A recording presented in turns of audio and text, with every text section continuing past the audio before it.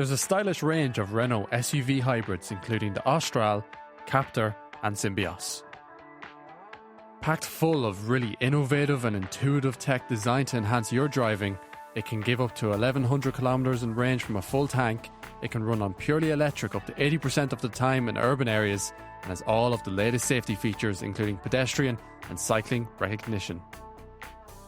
Great acceleration thanks to the hybrid powertrain. Hey Google, directions to Ravenhill.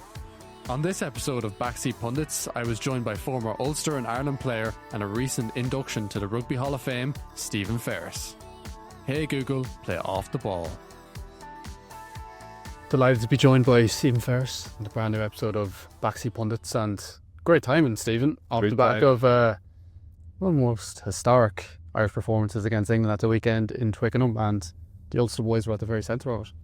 Yeah, I suppose it's good chatting to you, Dara, at this stage because we're off the back of such a good win.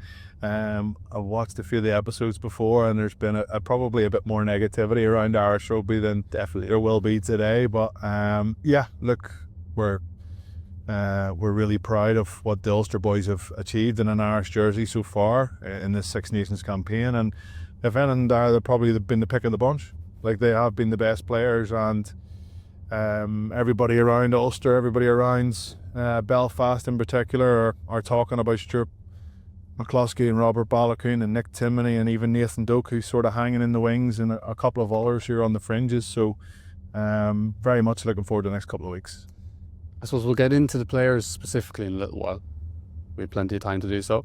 But first, can I just ask you, were you expecting that kind of game or like that kind of result for Ireland to get? I suppose not many people even tipped us to win. Or mind win by 21 points in the end. Do you know what? Like, we were on the pitch and I was working at the game, and we were just walking on the grass, and I put my hand down. It was bone dry, bone dry, perfect conditions, really fast pitch. And if anything, it was definitely going to suit Ireland the way they can get their short passing game going. So in the opening 10 minutes, you could just tell that the physicality was there. You could tell that they weren't off it the way they were in Paris. And I didn't see the game going the way it did. I thought England would have out-muscled this more, kept it tighter, and obviously they won a number of scrum penalties, but I've had no effect really on the outcome of the game. So Irish rugby's back, baby. That's what I say. Exactly. The physicality thing, is that a mental thing coming into the game? Because not that it wasn't there against France and Italy, but it definitely wasn't there as much as it was against England. Is that just us getting up for such a big game like that? Or do you think there was something a bit more tactical to it? I think going over to France, the weather conditions were obviously completely different. There was a lot of rain. The personnel that were involved in that game, the high ball, a lot of box kicking, trying to win those second balls, it didn't come off for us. So tactically, I don't think that it was wrong. Maybe just the team selection and the people on the night didn't perform. So Andy's obviously mixed it up incredibly well, given guys opportunities over the last couple of weeks, and then has reverted back somewhat to the stable of guys that have served him so well over the last 5-6 seasons. So he relied on them.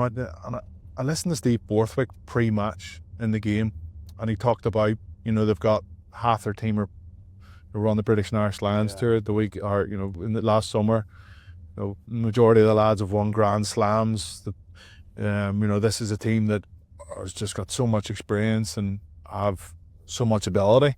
And I was like, oh geez, he really does think we're flying here at the minute. But we obviously haven't been over the last couple of weeks, and our Irish rugby has been criticised somewhat because of those couple of performances. But you got to say, Andy Farrell mentally got the guys in the right state of mind to go out there and perform.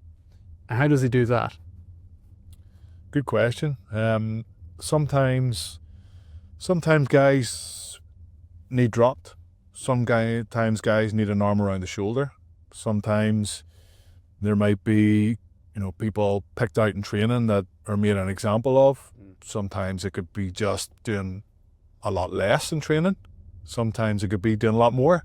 Sometimes it could be boys that need to get into the gym more and expend more energy, and others are completely different. So that's where his man management skills come into it. We know that there's sports psychologists working around the squad, and they've chopped and changed over the last decade. So maybe tapping into a bit more of that as well. So I think it's a combination of so many things to get the headspace right, and that's why it was so impressive. Yeah. I think, and it wasn't just the headspace and the mentality of the players. I think when, you know, the camera shots were put up to the coaching box, the mentality of the coaches was absolutely there too. So that's where Andy Farrell and his coaching setup takes a huge amount of credit. You mentioned kind of the talk before the game and the weeks coming up to it as well, I suppose, and even on this series, we've been talking maybe a bit doom and gloom about the whole thing. Like, did you buy into that kind of talk before? Even, I suppose, I was in the pressers during the week in Twickenham on the Friday, and even some of the English journalists were putting it to not just the English players, but the Irish players up for media that Ireland are in a decline. Not are Ireland in a decline, that they are. Yep. Saying it for almost a fact. Did you buy into that kind of talk at all? Absolutely, yeah. I still do to a certain extent. I don't think one incredible performance puts out all the fires that have been lit over the last 3 or 4 months. The Autumn Nations series obviously was a bit of a wake-up call, especially that the last game against South Africa, we obviously didn't start the Six Nations that well. And yeah, like, I've got to prove the doubters wrong week in, week out. Because that's what they did for so long. That's the expectations. The bar has been so high for so long that once it goes down a couple of notches, everybody's writing them off. Yeah. And I think the team has come under a bit of pressure recently, and I think that's justified to a certain extent, because they talk about it themselves after the performance against France, and not as much after the performance against Italy, but you know, they haven't been playing brilliant. You know, they haven't hit their straps. Everything in training's going really well, but you know, they need to find their top gear. So they understand and know that they've been a little bit off it. So that's why the media, as you know, Dara, jump all over negativity more than positivity sometimes. It creates a better headline sometimes. And I think you know, Andy Farrell and the lads have done so well to change the narrative around Irish rugby over the last week. The player of the match, I think it's an absolute, it's a champagne problem when your kind of fans are debating who should have been man of the match. That's a great place to be. Yeah. Who was your man of the match? McCloskey, but yeah, I thought you would say that. Yeah. And I don't think it was even close, to be honest. Like, he gave them so much from football, and I think the man of the match was actually mentioned before he made that track back and put Marcus Smith into touch. So like, that's going to be an iconic moment for Irish rugby, seeing him. And I don't know about you, but I've watched it about 100 times. Yeah. What was your reaction to it live? Media. I couldn't believe it when I was watching. I was up the complete other end of the pitch, stuck in the corner, and didn't have a brilliant view, but I was looking at the big screen, and I know Stu has a good steady pace, but he wouldn't keep accelerating, where Marcus Smith is able to get away from people, but he just reeled him in. And something about Stuart, he has a ridiculous engine. Yeah. Like, he can go, he could have played another 40 minutes. He's just that type of player, so robust. And yeah, he was my man of the match, like, for sure.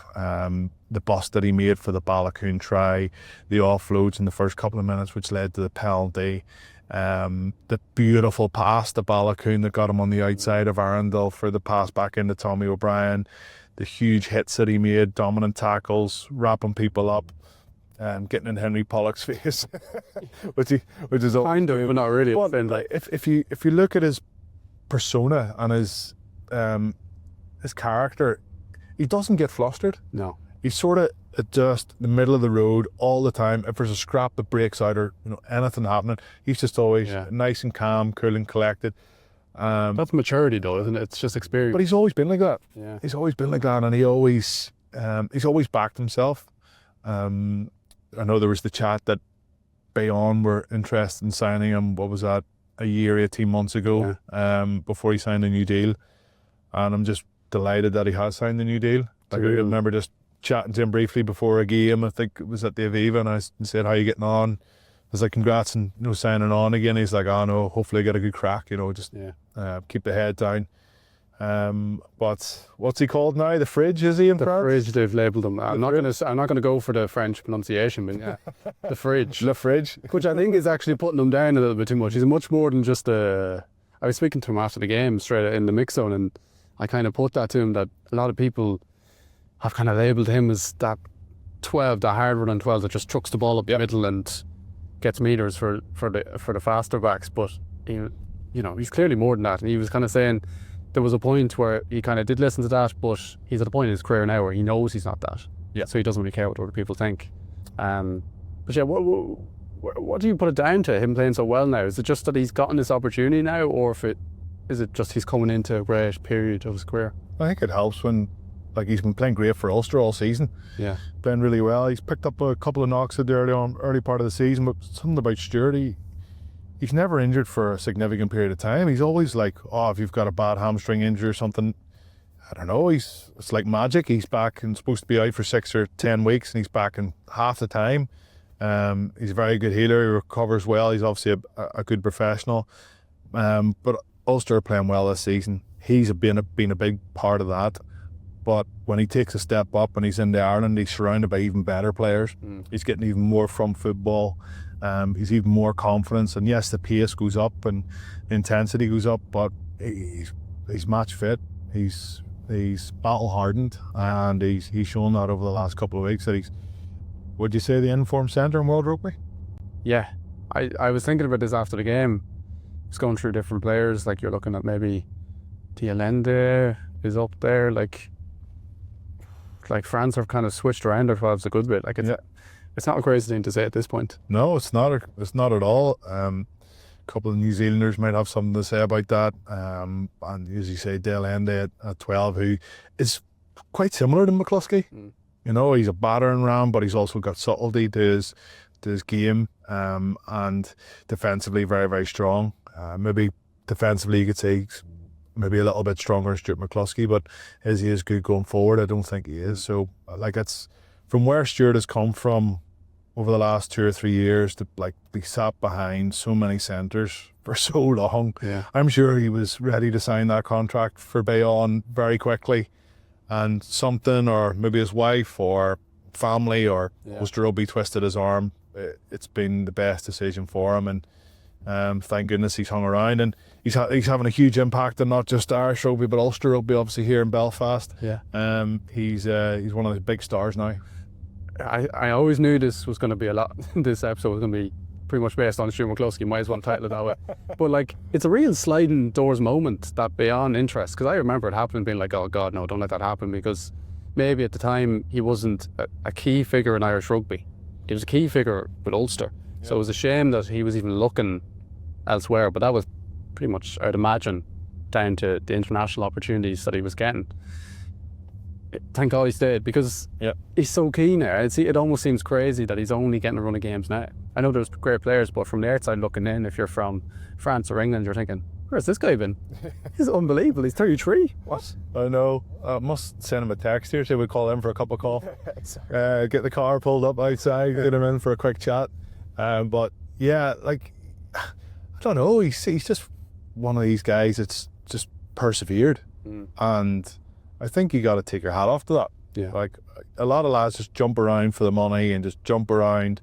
They're in form and a contract comes their way and they'll jump ship straight away. But I think that's something that's nice about Irish rugby, is the majority of players do hang around, and it's a gripe with a lot of Leinster supporters. Is why are we hanging on to so many guys who are getting maybe 8 to 10 URC games per season, and that's it. They're never giving themselves a huge opportunity to play international rugby, because as soon as it comes to the big games, all the big dogs are wheeled back in. Where up in Ulster, it's obviously it's not like that, just because we've such a smaller player pool. But there's other guys there, like Rob Balakoon was offered to go to Bath, I believe, last summer. He hung in there, obviously injured quite a bit, and maybe Stuart and Rob feel like, do you know what, I have something to give Irish rugby. Yeah, I do. If I can get fit and get a chance, or get a couple of chances, I back myself to do it. And fair play to both of them. They were the two best players in the pitch for me on Saturday. Do you think we've done a good job up to this point of developing that kind of depth? I suppose that's always been an issue, especially with that 7 jerseys, that we've been so reliant on Van der Fleer. But now we're finally starting to see some guys coming through. Is that a little bit too late though? Did we wait a little bit too long to bring those guys in? In my opinion, yes. But international rugby's about winning your next game, and if you don't win your next game, like we've seen in France, all of a sudden you become this bad team, or you're in a downward trajectory. But yeah, I think we still need to strengthen in certain positions. Like if Sam Prendergast or Jack Crowley goes down, are we all confident that Harry Byrne can step in and do the same job? Yeah, nobody knows because we haven't seen him yet. So we'd love to see some international minutes into Harry Byrne. Gus McCarthy's obviously not there, and it's Tom Stewart that's in. So if one of the hookers goes down, are we sure that Tom Stewart can play at international rugby at the top level? Yeah. We're not sure. So I think those three positions, scrum half, the other one with Nathan Doak, if one of the scrum halves goes down, both go down, you need to have some minutes to get in. I think hooker, out half and scrum half are three really key positions. We need, in my own opinion, to grow that area of the game just a little bit. So a few of the boys have been released this week, play for their clubs. Dokey's one of them, obviously. Tom Stewart's one of them. Big Izzy's back for Ulster as well. Yeah. And a few other boys back to Leinster, Munster and Connacht. So they might get some minutes this week. So it's a big week for those guys too, because if they have a terrible game, they're not giving themselves much chance of getting a game against Wales. But if they blow the lights out, get man of the match, their team get a good victory away from home or whatever it may be, maybe gives Andy Farrell something to think about. Yeah, I myself can't imagine them making too many changes for the last two games, because they probably still feel that a title is still on here, so they want to win every game, pick up bonuses if they can. But this summer, this new tournament this summer and in the autumn, do you think that's a good chance now to load in new players? Rugby Nations Championship, kind of an unknown beast, but it probably won't be too different to what we had before. But there's more games, more opportunity for lads to be blooded in. Yeah, not really sure what way Andy Farrell will be thinking about it, Yeah. And how he's going to approach it. Do they take a completely different approach? And as you say, almost a good few of those guys from the A squad that played down in Limerick, unfortunately took a bit of a hiding. I suppose it depends on how the provinces do over the next couple of months in the URC and the Champions Cup and the Challenge Cup. But yeah, I'm all about giving guys opportunity. I don't think it's about handing out caps just for the sake of handing out caps. You got to go and earn it. You got to be playing week in and week out and playing really well. And if the boys are doing that, then I think they should be rewarded and given a chance on the international stage. But Andy Farrell knows he can rely on his core group of players. I suppose that counts for a hell of a lot. But yeah, come the series in the summer, I'd like to see a few more changes as well. Yeah, we're just rolling up to half a day right now, coming up Ravenhill. Do you miss playing at all? We talked a lot about injuries here today. Do you ever miss the big days in Ravenhill or down the Aviv, or do you miss those days? It's funny, we just drove past a big sign that says Hope. Thankfully that's outside the local church. Mount Marion here on the left. Craigie Road just runs up beside it. The flats across the way. This is East Belfast. This is where it's the home of Ulster Rugby. Is in this area, and it was the same for me when I played. I made the same drive every week. Usually picked up, a teammate or something en route. I made my Ulster debut when I was 19 or 20. And it was a brilliant place. I remember chatting to Stephen Jones. Obviously played for the Scarlets, played for Wales, played for the British and Irish Lions. And I was standing in the swimming pool. We were just doing a pool recovery or something, having a chit chat and a bit of crack. And he was like, "Oh, what's going on with Ulster Rugby? I hear there's plans, to change the stadium and all." This is 2010, 9-10. I says, "Oh yeah, I think they're going to be passed, and just needs the facilities need to be brought up to spec. He says, what are you talking about? Every team hates going there because as soon as you run out of the changing rooms, you run round down in the corner of the pitch, you're met with a 40-mile-an-hour wind, sideways rain, and the last thing that you want to do is go out and have a game of rugby. He was like, why do you want to make it easier for teams to come to? And he said, that's a good point, I must mention that to them. But yeah, it is obviously a 3G pitch and stuff now as well, which suits the way Ulster want to play. And yeah, some special nights, some special days. You know, one of my first European games, we played against Toulouse, beat them 27-3 or 30 points to 3. Huge day. Beat Leicester Tigers when they were in their pomp by 40 points. Went away the next week and got beaten by 40 points, like in the return fixture. The only team I never beat there was Leinster. Never Leinster in Belfast. Me personally, no. Doesn't happen too often anyway. To be fair, you have probably missed too many of those results. I know. We drew 12-all, and like all the big hitters were playing. Like Dara was playing, Drico was playing, Leo Cullen was playing, Malcolm O'Kelly was playing. Like, you know, for us as well with Bestie, we had I think Johan Muller, you know, a few of the imports that were brought in as well, and that was their best chance. But it was a terrible night, weather-wise. So that's the closest it came. But did you ever beat Leinster? I don't think so. Jesus. Do you know I never played against Leinster in the RDS in my career? Really? Never, no. Never in the RDS, and missed out on the final through injury when we finished top seeds. I ended up having to play there because our stadium couldn't hold the capacity. Yeah. So instead of David Humphreys bringing it to Viva or something, he brought it to RDS. That was a good move. So no, never played against them away. Never played against them in Donnybrook. Never played against them. Yeah. So there you go. I think three or four times I played against. Obviously, Champions Cup final. Yeah. Don't want to talk about that. I was going to ask you, that was maybe 3 times in Belfast. Yeah. Jeez. That 2012 final. That I told you not to talk about that. sorry. You brought it up.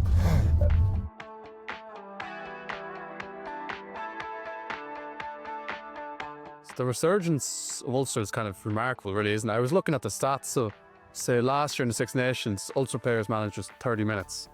That was 2 bench appearances from Mal Herring and Ian Henderson. Now, this Six Nations, fast forward 12 months, 670 minutes just in the first 3 games, and they're all new players. They're not Rob Herring or Ian Henderson not involved. That's remarkable, really, isn't it? You're doing your research? Well done. Hello, that's my job, isn't it? Yeah. I didn't actually realise that myself, but with Ian Henderson and Rob Herring left out of the Six Nations squad, it felt like there was a bit of a changing of the guard and getting rid of not all the older players, but where there's strength and depth in some of the players coming before them, that they'd be given the opportunity, and they have been. Granted, those 2 players that you mentioned are still going to have a huge impact on what happens behind those walls behind us here at the Affidea Stadium, because they're very important players to Ulster Rugby. But yeah, those guys are getting opportunities, and I think you got to commend the way that Ulster Rugby have played this season under Richie Murphy. And if they weren't winning most weeks and they weren't high up the table, then with some of those players that have got those match minutes you referenced there be involved, they might not have been. So it all starts here. You know, if you want to climb the ladder and become a fully fledged Irish international and take the next step and become a British and Irish Lion, and this is where it starts, and this is where you have to play well every single week. I suppose Ian Henderson's, as you said, big impact still to play, regardless of whether he gets involved with Ireland again. You almost you mentioned that interview earlier that he did with yourselves around, you know, giving Ireland or giving Ulster lads, young lads, a chance at Ireland. He almost nearly sacrificed his own career, the rest of his own Irish career, by saying that, because obviously that's going to rub up some people the wrong way, but that's really the mark of a captain. He still has such a huge impact in there. Yeah, like, I think if Andy Farrell stood in Ian Henderson's position, he would have said exactly the same thing. And I don't think that might have been the reason why he wasn't involved. Has he been the best second row for Ulster every single week at here?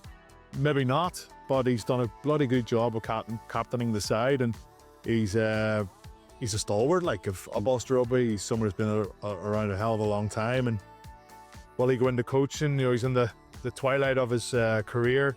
Hopefully he has a couple more years to give. he hasn't played a huge amount of rugby either. So maybe if you forget about the international bit and just fully focus on giving your last couple of years to Ulster Rugby, I think Ulster Rugby are rubbing their hands. They'll be like, oh, we really want you to play for Ireland, Ian, but we probably want you to play for us even more. We love having you in the building Yeah, every week. yeah, and like it's good for the young guys to come in, and Henry drives big standards, and I think he'll obviously be missed around the Irish setup a little bit, but I think he can be delighted with how his careers went for Ireland, and if he didn't get another cap for the rest of his days, I'm sure he would be happy enough with what he achieved. Do you enjoy coming back here for games? Yeah. Never get sick of it. No, I don't get sick of it. Like, obviously the big European nights, Ulster in the Challenge Cup this season, granted they're doing very, very well. And they've got a home tie against the Ospreys in not so long time away. So I think it's the big days of Toulouse at home, Munster coming up the road. Stade Francais, when I get eye gouged twice in the one game, and those are the days that stick with me. Stephen, thanks so much for joining us on the later episode of Back Seat Pundits. Thank you very much for having me.